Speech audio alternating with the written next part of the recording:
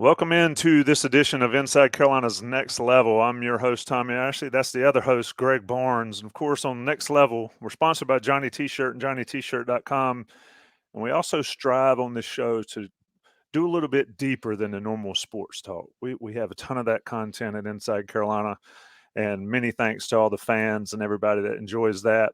But on this show, as you've seen from past episodes, we like to talk to folks that can bring us up a level, to the next level, so to speak. And so Greg and I have a special guest here today, and I know a lot of young fans out there might not recognize the man, but I will say it again, as I said off air, looks virtually the same as he did back in 1986 to 1990. Former North Carolina power forward, center, Scott Williams. How you doing, Scott? Tommy, Greg, thank you guys for having me on the show. I'm doing fantastic. I'm looking forward to getting into it with you guys. I've been big fans of Inside Carolina, and now we're taking it to the next level. So I'm excited to be on your show. Great. I love the advertisement there. That was perfect. And shout out to Jeff Denny for hooking us up. I talked to Jeff, I guess at the ACC championship game, maybe in Charlotte, and he talked about a lot of the former guys wanted to be a part and be a role. And let's get right into it. You've written a book, Through the Fire, and the old heads that are North Carolina fans certainly understand your journey or have heard about your journey. But tell us a little bit about how and why you came about writing a book. And I've read it, and you have it there on display. I'm trying to get it in frame here. That's it. A lot of rings on there. Shameless plug. I plugged your show. Now I got to plug the book here. That's the cover. That is why we are here. Just sort of walk us through the process you had of writing this book and why you came to this idea to put this out. Well, it was during the pandemic when we were at the height of it, right? If you guys can, flash back to March of 2020, and everything was kind of shut down, right? Business is sports. There's no, nothing going on in the world of sports. And I've been a sports fan and a hoops head my entire life. And I'd moved back to Austin to be a little closer to my children because I didn't know what the heck was going on. My son was in his senior year, and my daughter's in her junior year. And I just wanted to be a little closer to them, and just took a quick apartment and literally in 2 days furnished it, and everything shut down. So I didn't have cable TV at the time, nothing. So, and you couldn't get anybody to come out to service, right? So everything was shut down. And I was jonesing for sports. And all I could do was watch things on, Netflix and on my my phone and my laptop. So a lot of things I started watching were these documentaries. And then Michael Jordan came out a couple of weeks later with a month and a half later with The Last Dance. So started doing some Zooms with some of my former teammates, and he looked forward to my Sunday evenings, watching a couple episodes every Sunday. And I planned my meals around, what I was going to have. I would get some Italian, maybe pair that with a nice bottle of wine. And that was my way of being able to enjoy the rest of the weekend. And it got me thinking when I was reminiscing with some of my teammates, Bill Cartwright, Will Perdue, Stacey King, B.G. Armstrong. We do some of these shows for, NBA Legends TV and so forth. And I thought, I got a lot of stories to share. I'd like to share some of my NBA stories. And I took it a step further. Someone said, well, why don't you do an autobiography? I'm not a writer. I don't know first thing about books and publishing. I've enjoyed some, great writers and Tolkien and Brown and Grisham and, some of the others.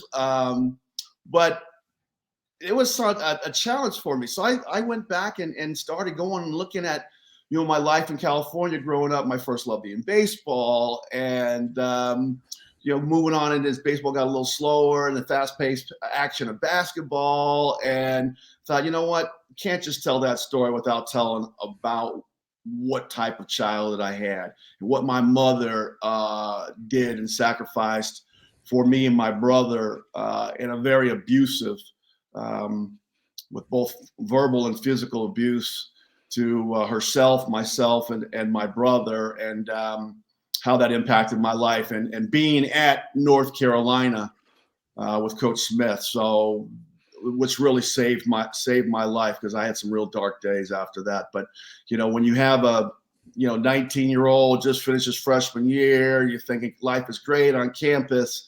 And then you get a knock on your door from Coach Smith. And, at 7:30 in the morning, you go, why is Coach Smith landed on my doorstep? And I thought, well, I must have missed a class, didn't turn in a project. I'm going to be running back and forth from, Smith Center to Findlay Golf Course for the next, month and a half. I thought I was in some deep trouble and messed up on campus. And then, he tells me, as my mother had split from my father after my freshman year, that my dad had taken a gun and shot her and turned the gun on himself. And it just took all the wind out of my sails after riding high, going 14-0 in the ACC tournament, and then hitting a huge shot, against Virginia to send the game to double overtime. That was devastating. And if I hadn't been with Coach Smith, who guided me through a very difficult time, I wouldn't have made it. I had a lot of dark days. Coach, sitting with Coach Smith, that whole Carolina family, my teammates, helped me through. Scott, you mentioned Dean Smith, and it's hard to believe he passed away 8 years ago. Yeah. But I remember when he passed away, and they had all the ceremonies and memorials in Chapel Hill, and everybody knows about what he accomplished on the court. Not just success with wins and losses, but pointing to the passer, four corners, mixing up defenses, all those variety of things.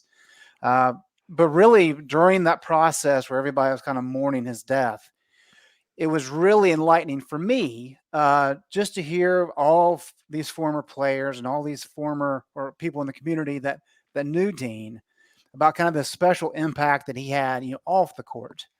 And you kind of reading through your book and seeing the impact that Dean had on you. And it almost seems like, you hate to say anything's kind of meant to be in this frame of reference, but for you to be in Chapel Hill, on the other side of the country from home, and to have somebody like Dean Smith there to support you and to help guide you through such an incredibly tough time, it just seemed like he was really kind of the right man for the job. Is that fair to say?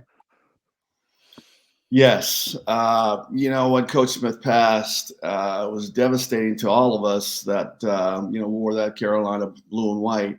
And we all kind of considered ourselves, Dean's kids. He was a father figure to each and every one of us. And we tried to use it as a celebration of his life and his legacy, of what he meant to us.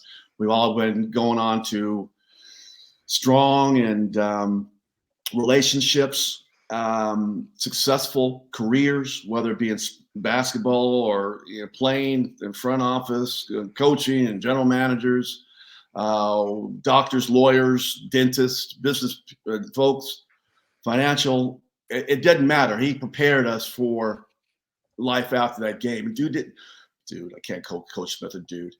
Coach Smith, he cared more about us as men than he did ever about wins and losses, and it was evident to each and every one of us. I remember his home visit. He came in, and I write about it in my book, his visit. He only promised me two things. He said, Scott, when you leave, you'll have a great education, and you'll leave a better person. No other coach had said that. I had everybody write about Jimmy V's visit in my book and him getting into a screaming match with his assistant. I mean, dudes were nose to nose. Jimmy V is fiery, but I said, Coach, I haven't had too much of that, man. I don't know if I can deal with that every day in practice. So, and I love Jimmy V, don't get me wrong. But, Coach Smith was different, and he was crafty because, he wasn't meek. He wasn't soft-spoken. He is successful, and you could tell that he cared about his players, but he was smart because he invited my mother to accompany me on my official visit to North Carolina. And no other coach had done that either. And my mom jumped at that opportunity to go check out Chapel Hill. And I tell you, we arrived on a Friday, and by the Sunday rather, she was nudging me. Tell Coach Smith you're coming to school here. Tell Coach Smith you're coming to see you. And I had grown up a big UCLA Bruins fan, so I still hadn't taken my trip to UCLA. But they had kind of messed up the recruit, so I knew I kind of wasn't going there. But I wanted to, at least get that visit since it was something I've dreamt about for a long time. But she and I both knew that Chapel Hill was the place for me with Coach Smith. And like I said, the guidance he gave me along with Linnea, helping me through that dark period he wouldn't let me give up on my dreams. I wanted to sit the season out. A lot of sleepless nights and a lot of nights in the dorm room when I was drinking, deep into the night and didn't have any energy for practice the next day and had to find the strength inside. He didn't take it easy on me, put it to you that way. He'd say, oh, you can sit on the sideline. He was like, on the line, we want a gut check right now. You put 100. We used to put 100 points on the board and have to run it down to 0 before we could get out of practice. So between him and then Coach Williams getting his hands on the bigs, he was the big man coach for 45 minutes before practice, wearing our tails out. Me, JR, Pete Chilcutt, Marty Hensley. He used to kill us. So it took everything I had to concentrate, lock in on what Coach Smith was teaching that day.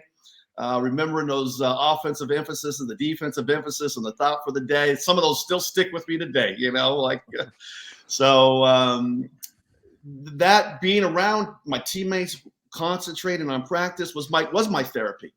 I saw a psychologist for 2 visits that Coach Smith's wife had set up, Lene had set up for me, Dr. Smith. And I got more out of being on that floor.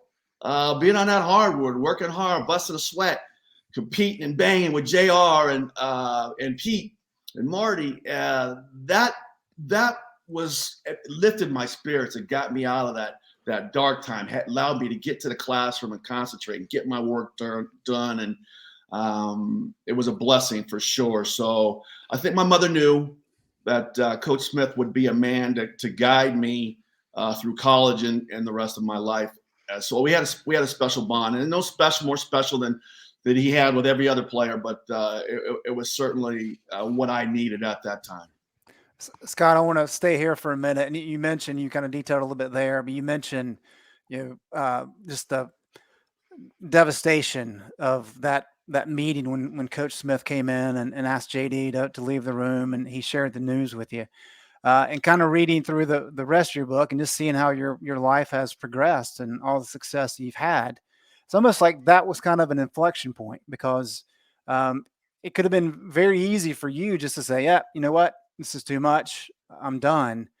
What can you share kind of what was going through your mind in terms of not wanting to stay in Chapel Hill, wanting to take a year off, and then the conversation with Coach Smith of saying, no, I really think you need to stay, and kind of the impact thereafter?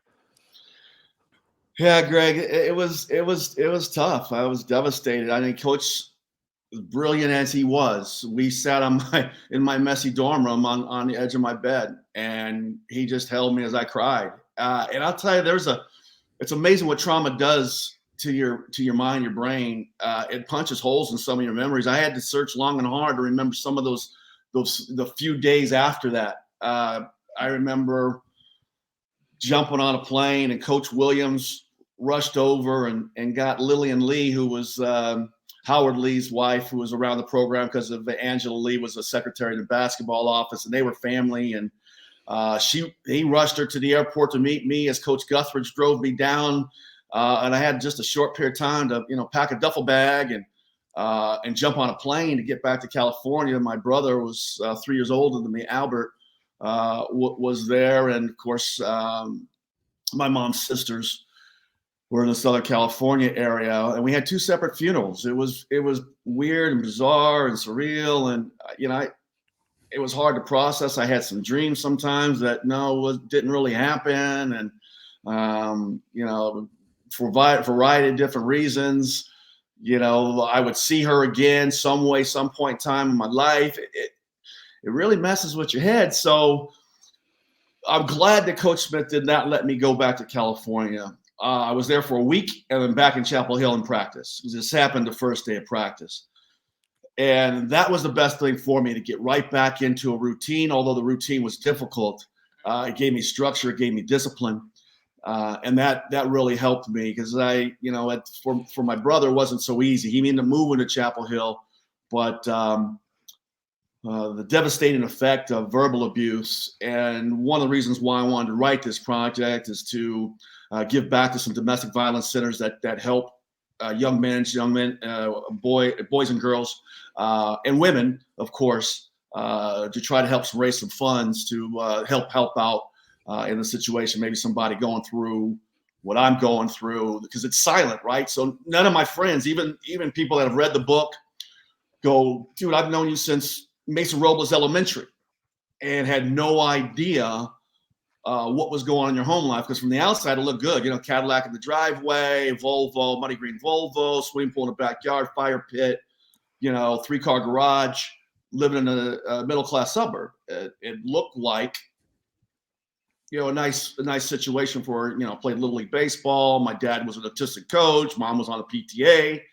All that from the exterior looked good. And nobody knew that nightmare of what was going on in the house, because it's shameful to have to tell your friends or coach or teacher about that. So you keep it quiet, you keep it hidden. You know, that was difficult to hear people tell me that, you know, that it triggered them, or they fell for me, or you know, that's hard. And it's not an easy read, and it was a hard write.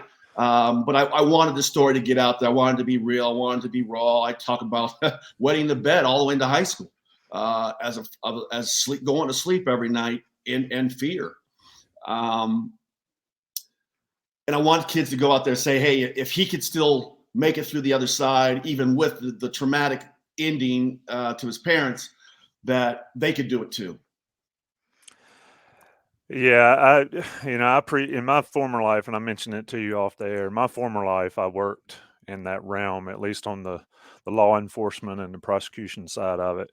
And to see you share and be so open in sharing it, I think it is extremely helpful for folks to read it. I think it's extremely helpful for folks to hear about it and to see your story. And like I said, and I don't want to get it to be too much of a PSA about it, but it is important that folks read this book and hear your story. And that's one of the main reasons we're here. But we're also here because who Scott Williams was away from that and the person you became. One thing I want to share real quick before we move on away from that was one of the thoughts for the day that Coach Smith always put on the practice plan was, it's never too late to do the right thing.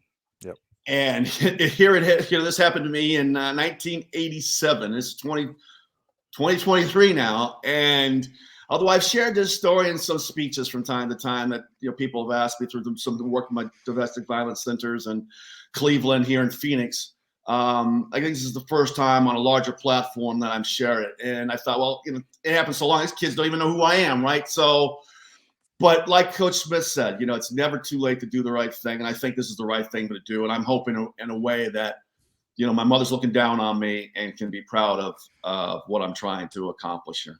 Yeah, that's awesome and 100% right. And that's where I was going a little bit, is that we're going to talk about all your accomplishments on the basketball court at Carolina for the Bulls, NBA and all that. But I think folks need to really focus on the 15, 20 minutes of this opening here on how it shaped you and all. So I appreciate it. And Scott and Coach Smith had a way of always, you know, he says it's never too late to do the right thing. Well, he always seemed to do the right thing.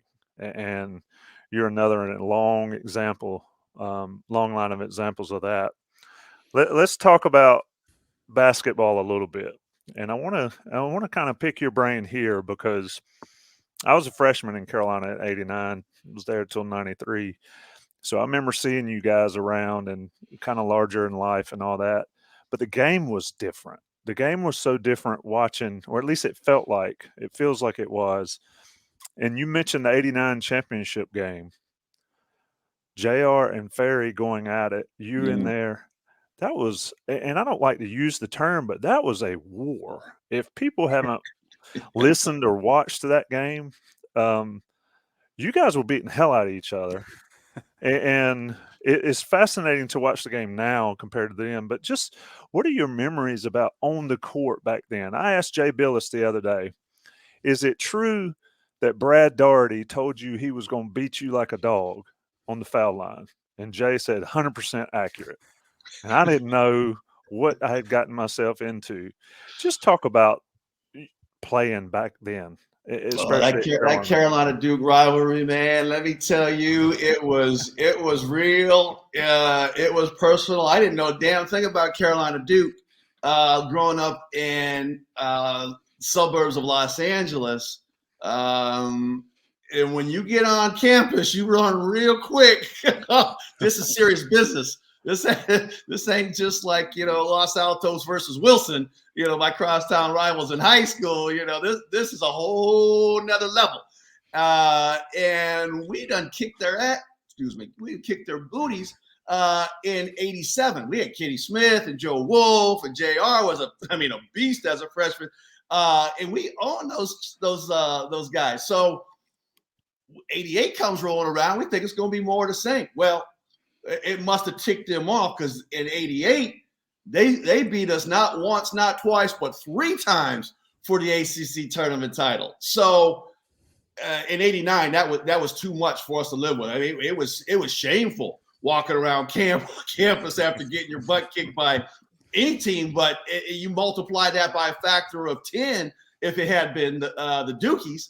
So we were determined not to let that happen. When we ended up splitting the regular season with them, we realized the '89 tournament, when we met in the finals, this is it. This is everything is on the line.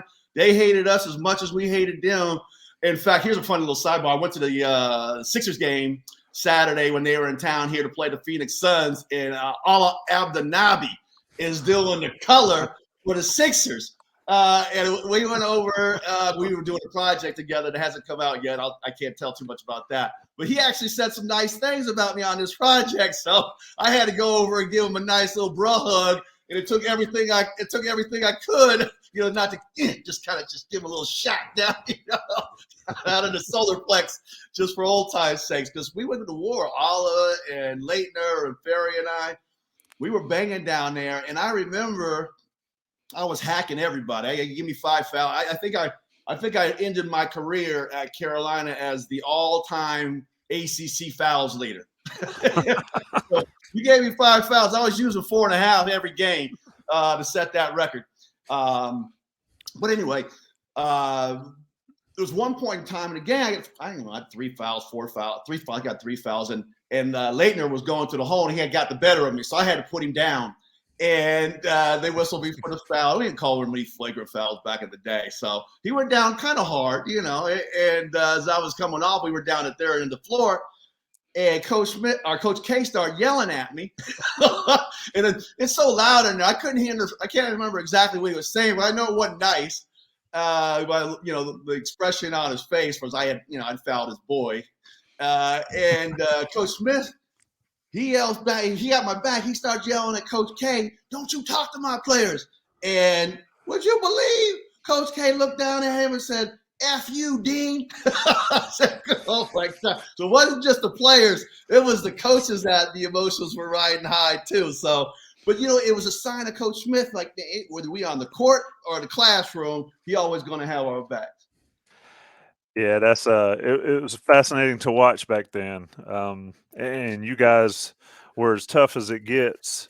How much do you remember? Obviously, you remember the Duke game, but you dealt with injuries at Carolina. You dealt with injuries all the way. How much do former guys remember specific moments like that? Like you talked about, Coach. I remember. I remember a lot of my Carolina moments. But Jeff Denny, my that was what the greatest thing that Coach Smith probably did for me. He assigned me Jeff Denny. We talked about the opening show for putting this together. Help put this together. He assigned me to roommate with JD, and JD doesn't forget anything. He does like an elephant. So there's every now and again, there's a player from another squad, or where did we play that game? And and he's got it. He's got that recall instantaneously, and so he helps with a lot of that stuff. But for the most part, remembering my senior game, playing well, and then having my shoulder dislocate on me during the first half, and then having to come back in the second half. I did not want to lose my final game in the Smith Center. I think I went for 26, which was a good big scoring night for me because I was normally around that 15 to 20 range. So getting up over 20 was always good. And I had to sit out a good portion of that game. But we're battling against Dennis Scott and Kenny Anderson. Two great players. They had Bobby Crimmins over there coaching their sideline, and they were running pretty hot at the time. They kicked our butts earlier in the year because I think they beat us by 20, maybe 30 points down there at their place. So we wanted some revenge, and we wanted to win our last game. So we walked off victorious. I remember hugging Marty Hensley and JD and the seniors, John Green, leaving that Smith Center floor for the last time. I even took a bow. I was so excited. Like, that'll be the last run I ever get in the Smith Center, and I wanted to make sure we walked off with a win. Scott, circling back to the Duke rivalry, I don't know if this applies to you or not, but I wanted to get your opinion. I remember reading a story about the old summer pickup games that obviously are famous at North Carolina. But back in the mid-'80s, I remember Dave Popson talking about how Duke and Carolina, I think Dawkins and Jordan started it like maybe in 80, 82, 83. But how occasionally Carolina and Duke would actually play summer pickup games, whether it be at Carmichael or over at their house. Cameron, man. Cameron, yeah. Focused on Carmichael. Did that continue at all during your time in Chapel Hill? And even if not, was there much interaction between the two programs, the players, during the offseason? I'm gonna tell you this, and up until a few years ago, I'd only been to Durham 4 times, and that was to play those Dukies at Cameron Indoor. I didn't think I'd be welcome over there to show my face in that city, even though it was only 7-8 miles away. I didn't like them, and they didn't like me. Those little Dukies, boy, they used to get on me something fierce. Even after the loss with my parents, which I always thought was classy for somebody with 1,400 on the SAT, classless rather for being so smart as they were. But yeah, they try to get in your head, right? So they want to get in your kitchen, throw you off the game. So I didn't go over there a whole lot. I know there was a couple of NC State guys, and that they would come to our place because Chapel Hills. Let's just face it, we had the prettier girls and the better parties and the funner spots to hang out. So they might have come over to hang out in Chapel Hill on Franklin Street, but we weren't going to hang out on their spots over there in Durham. So fast forwarding from your Chapel Hill days, you have a fantastic career. You graduate, looking at the pros, and then you go undrafted. Kind of walk us through the emotions there, and are you thinking like, man, I may not find a spot at the NBA, and then of course you quickly have world championship success. Well, that was another traumatic night, I guess, in Chapel Hill. I watched the draft from my apartment just off campus over in Carborough with, again, JD, my roommate, my brother, and Gallows dating at the time, Fonzetta Badger. And when the first round went by, I was shocked and embarrassed because everything kind of pointed to me being a late lottery pick to first rounder.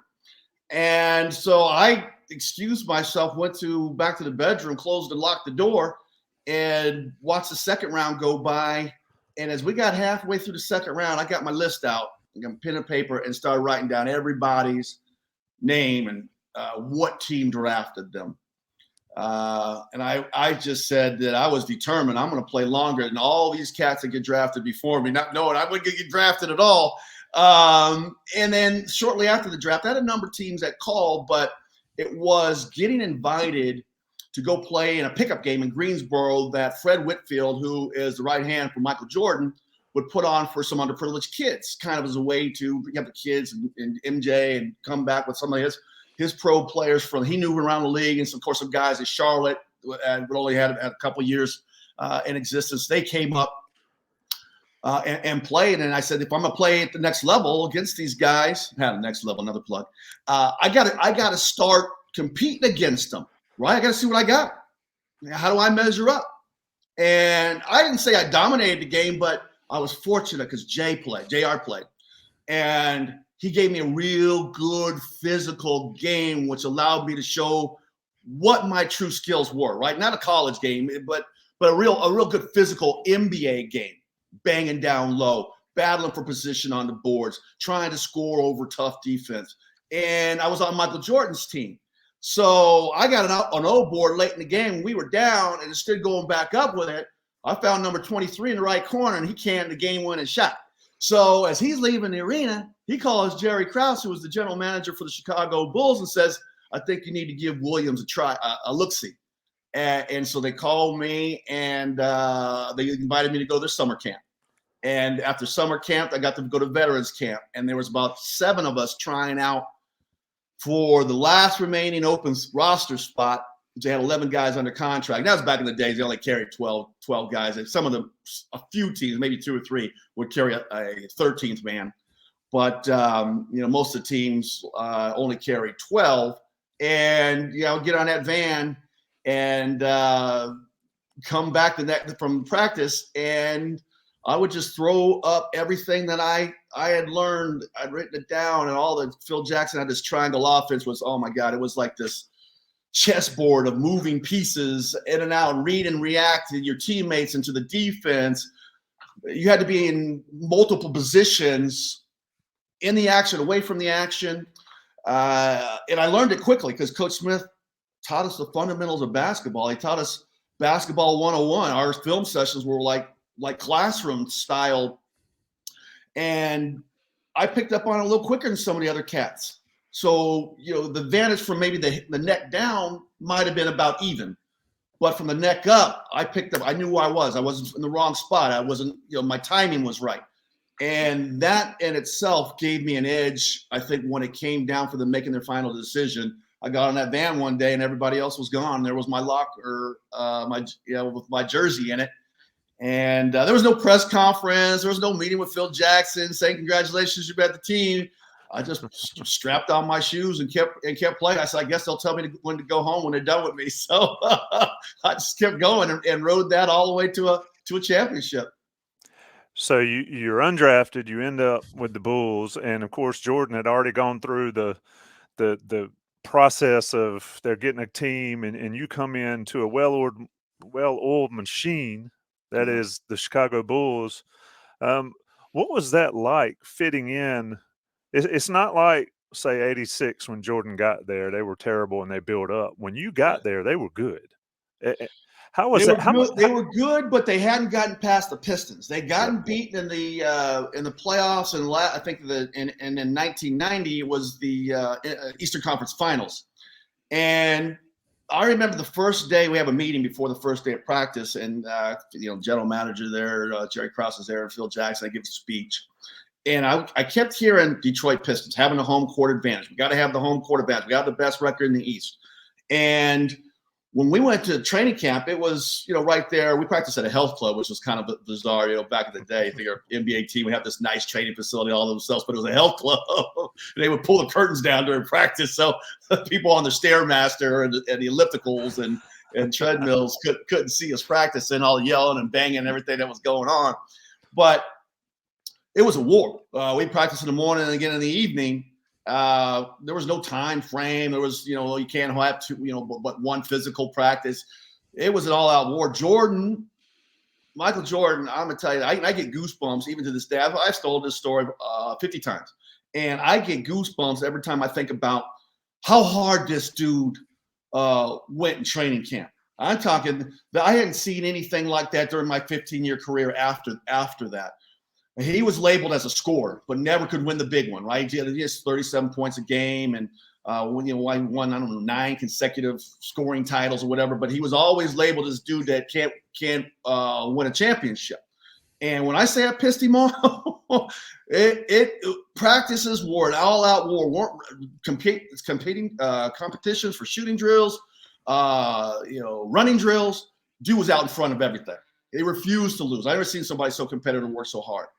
And I was the same way. I'm like, hey, I'm an undrafted rookie. I want to try to work harder than everybody out here. And I think I did, but Michael Jordan, that guy was on the next level. And we come out the gate, our first game, and we get smashed. We lose our first. We lost our first 3 games to start the season. So it went from already crazy tough to even a higher level after that, because he was determined to get this thing going in the right direction. And once we found our stride, though, by the time we met those Pistons in the playoffs, they couldn't touch us. I think we beat them by 20 a couple games, and I'm beating them 4 straight to go on and face the Lakers and my hometown team, which was awesome, to win the championship. But that was a war. Michael, he took no prisoners when he's on the floor. Some guys were afraid of MJ. That's how intense he was. His own teammates, I'm saying, were afraid of him because he'd go out so hard, and you missed an assignment, you missed a rotation, he let you know about it. And a not so nice term sometimes, because he was hell-bent on getting that trophy. Let me ask you this two-part question. One, how accurate is The Last Dance as far as how it was, and how much abuse on the court did Jordan take physically that just does not exist with the guys today? Well, The Last Dance, which I loved, because it wasn't just that final championship, that 6th ring. They went all the way back to what I was explaining to you about before he had a championship. But I don't even know if they gave that first year justice of getting past the Pistons. I think they kind of glossed over some of that. I talked about Scottie Pippen and the migraines, whatnot. But that was a time in my life where I'm telling you right now, had I not been in a Coach Smith system and playing for Coach Smith, that would have been probably more than I could have handled as far as the amount of work we had to put in. I remember Jerry Krause, my first time I get to Chicago, and he picked me up in the airport. We go to lunch, and he was telling me, and this is all in the book, but he tells me, yeah, we work hard here. And I said, don't play for Coach Smith, man. You got to tell me about nobody outworks me. You tell me about working hard. But that was a different level with MJ and Phil Jackson. I got to give Phil Jackson a lot of credit too. As good as Coach Smith was at the college level and being a father figure, Phil Jackson was a great pro coach. I didn't realize it at the time, but he put a lot of us, his players rather, in positions to succeed with their maximizing their strengths while minimizing our weaknesses. Stacey King, Will Purdue, Horace Grant, and we all had different styles of games. And he always kind of put us in positions where we could succeed. And I didn't appreciate that until I started playing for other coaches like John Lucas and Johnny Davis. And they're like, you go stand over there when the shot goes up, you run in there and get me a rebound. Like, yeah, no, that ain't my game, man. I got to be down. They call me Tank. I got to be down here moving people around, knocking the snot out of people's noses. That's not my game to go ISO out here 35 feet from the basket. You want me to go run and get you a rebound? Well, the fans are booing me now. You give me an 8-year contract to do this. This ain't going to help me look good. So you start realizing, yeah, Phil Jackson's pretty good at making me look good. How do I get back to Chicago? Especially after Jordan came back 18 months later, sucker. If he told me he was coming back, I would have never left Chicago. But, yeah, that times, The Last Dance, I think it was fairly accurate. I think that they talk about, I think he was a little lighter. I don't think when I played with him, Dennis Rodman running off to Las Vegas with Carmen Electra, oh, hell no. He wouldn't have gone for that because he didn't have a championship ring. When you already got 3 and you're not a guy that can help you get a 4th, maybe you were a little bit more lax and said, well, let's see how this plays out. That not the guy that I played with. He wouldn't have been down with any of that. So, yeah, he was a little more tame than the cat that I played with. Scott, so you had a long NBA career, what, 17 years with a bunch of 15 years. Yeah, so just a lot of different teams, and you kind of touched on it there. But when you have the building blocks, that first Dean Smith and then Phil Jackson kind of put on the table for you. I mean, that seems like an incredible amount of fundamentals and quite the foundation. Yeah. How much did those experiences really pave the way for you to have such a long and prosperous NBA career? Well, they paved the way tremendously. And I'm going to also credit a couple of my teammates that I had early on. Being in a veteran locker room and on a team that, was on the up and coming on the rise, I had the good fortune of being with guys like MJ, John Paxson, Bill Cartwright, Craig Hodges, that taught me it's not always what you do when you're on the floor. It's about being ABP. Always be pro, right? So that was the thing that I think elevated me to be able to continue my career as my skills started to diminish. It's hard to play the same way you play in year 4 and 5, which you're kind of at your peak, 4, 5, 6, 7. The same way you play at years 13, 14, and 15. The mind's sharp and wants to get to the places on the floor, but the body goes, nah. We can't do that no more. So you have to use your smarts on the floor, but also it gives you an ability to be able to help younger players behind you. One of the guys that I had shortly after leaving Philadelphia, going to Milwaukee, was a kid named Michael Redd. Was out of Ohio State, played 2 years there, came into the league as a 20-year-old, and wasn't getting any playing time. Played behind Ray Allen, right? So you don't get a whole lot of minutes there. And we were in the locker room. It was just him and I. And he goes, Scott, what do I got to do to get more floor? And I bluntly said, Mike, your body's working against you. You're pudgy. You're fat. You're out of shape. You got to chase guys like Reggie Miller around screens for 25, 30 minutes, and you got to get in better conditioning. He wasn't happy with me telling him that, but I always looked as my teammates as brothers, and I didn't do that in front of anybody, not to embarrass him, but wanted to help the kids succeed. And sure enough, he got his body right. Next year, he kept playing. The year out of that, he made the All-Star team, and he went on to have a great, successful career. I think he played longer than I did, if I'm correct. Amari Stoudemire, same thing here in Phoenix. This kid comes in, 4 high schools and 4 years, 4 different high schools in 4 years. Everyone says he's a problem kid. I said, well, you put his locker next to mine, and I'm going to watch out for him. And we never had a problem with Amari. Kid came in every day. Tom Gugliotta and I, who you remember Todd Gugliotta over at State, we became good friends. And we took Amari in and said, this is what it takes to be professional. You show up on time, you put in your work, you stay late after practice, you work on your individual skills, you don't separate yourself from the team.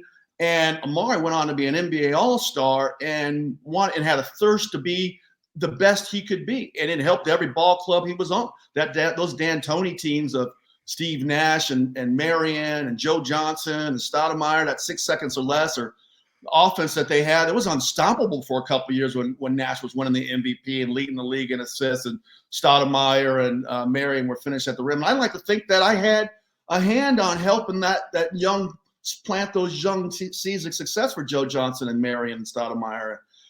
So you get rewarded in a different way. Yeah, I would have liked to have won another championship after leaving MJ in Chicago, but I enjoyed my new role that I found.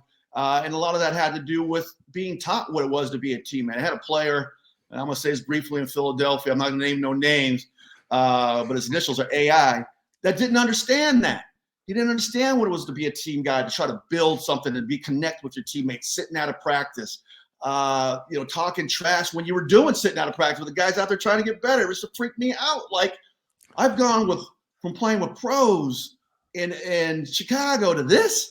I was burnt out of basketball. It traded me in Milwaukee, gave me a breath of fresh air, and I was so happy to be around guys like Ray Allen and Glenn Robinson and Sam Cassell that wanted a team to do well. We were game away from making it to the NBA Finals. I was this close to getting back to that Finals again, and that doggone David Stern suspended me from Game 7 of the Eastern Conference Finals. I think we would have taken him down. I'm serious as a heart attack for that. Yeah. No, I know. Scott, you mentioned the preseason training camp at a fitness facility, fitness center with the Bulls. And that kind of got me thinking about kind of where things are now with NIL. Do you remember, and if you remember, can you share what your first salary was with the Bulls back in 1990? Well, if they could have paid me less, they probably would have tried to, but thank God there was a minimum by the Players Association. But yeah, I mean, I made $150,000. I'm not ashamed to say that. I thought, hey, out of college, I don't know how many of my classmates that didn't play in the NBA were making 150 back then, so I was happy to have it. But yeah, it was a different league back then, right? And Jordan wasn't even making $2 million at the time. So I remember when John Contact got that first $2 million contract. Everybody's eyes got wide as saucers, like, oh my gosh, like this is crazy. Now these guys are making 50 and 60. The bench guys are making 15 and 20. So it's a totally different pay scale now. But yeah, we practiced at a health club called the Multiplex. I told you they had a salon in there. The ladies would come to get their hair done and their nails did. Like it was crazy. It was a crazy time. My second year, I had my shoulder fixed that summer out in Los Angeles. At the Curlin Joe Clinic. I remember Magic Johnson was rehabbing in there and Byron Scott. And it was weird because we just bested them in the finals. And come back and the team won't let me practice with the squad, saying I was unfit. And I couldn't even be around my teammates. So between the morning session the day would have and the afternoon session, the court would be open to the doctors and the lawyers and the guys trying to get a little run during the lunch break. So I would sneak back in there at lunch and put on just regular old, a t-shirt and shorts and play the point and go up and down so I could get a sweat, get the ball in my hand, used to get some shots, timing, vision, all those kind of things. And I did that for about 7-10 days while they were taking a look at this kid out of Kansas, Mark Randall. And then when they saw that he wasn't going to be able to be me, they finally let me rejoin the team after that. I think maybe they had heard I was sneaking into practice too, but that's what the league was like back then. It was totally different. So I don't remember any of those doctors or those lawyers' names, but thank you for keeping me in shape and letting me get a little run. Well, as you mentioned, money has just exploded across all professional sports, and we're finally starting to see some of the money kind of go to the players at the college level with name, image, and likeness. I'm curious your overall thoughts on NIL, and also, with college players, granted there's only a few, but with some college players making upwards of $1 million a year with NIL. Do you see that as a potential problem in terms of motivation and all those kind of things that's required to kind of fight your way to the top at the college level? 100%. I've been saying for years when I was in the game getting paid and after the game getting paid in pros, there needed to be something in place for these college kids to be compensated for what they were doing. If university coaches and the universities were making those types of dollars that they were clocking, $1 billion business just in basketball alone, football's with the championship that they have in place now, probably even bigger than that. So something needed to be done, but the way they're doing it right now is not good. It is leading to one of the biggest flaws I guess we have as humans, jealousy, right? And you can't have a cat on your team making $3 million as the starting quarterback and you down there in the dirt, getting your bones busted, and you can barely take a gal out on a weekend for a meal. That's not going to work. So what they got to do is have a system in place where I'm not saying everybody gets the same amount because that's unrealistic, but I got to say there's got to be something where it's a multiple of what the lowest paid guy is going to get. And to have that be standard across, whether it be, it's not saying all sports, but figure it out by a sport basis on what that does for revenue sports. Because right now this is not working. Watching Carolina lose 5 guys in the transfer portal because they were unhappy with their situation. I'm not going to get into it directly, whatever that might have been. And it's not, Carolina's not the only one. GCU, where I do television work for here, a kid by the name of Chance McMillan, who has been in the program. Well, he's a sophomore, but he's been here another year because of the pandemic. Played really well and has an opportunity to go to a bigger school and go get paid now. Like it's just I don't know had dollars to dollars been the same. Now GCU can't pay what one of the larger programs going to be, but it just if it was something, a system in place where you say, well, hey, I can take care of my family, I can set myself up for the future, and it's all kind of apples to apples and equal, I don't think you see guys bouncing around very, very much. Because I know Chance was happy with here, but hard to fault a guy for going and getting, go getting bags someplace else. Yeah, they got to figure it out. I'm not sure if they will or when they will or whatever, but it is a little bit out of control. I hope it's sometime soon. It needs to be for the sake of the game. I see you've got an NIL check behind you there on the wall. I say that in jest, but so Dean Smith, once again, very ahead of the game. Just tell us about what's behind you there. Yeah. Wait. Okay. I remember this is yeah. There it is. So you guys, I'm sure you've heard the story. Former players talking about their NIL. It's a funny way to put it, but after Coach Smith passed, we were all probably a little sad. And this is his way of sending us all a message and how much he respected us and what we meant to him, to send us this nice letter, which I have framed with the check. And I had a couple people give me some basketball cards of Coach Smith. I didn't even know he had basketball cards, So I put them in a frame. I didn't cash the check.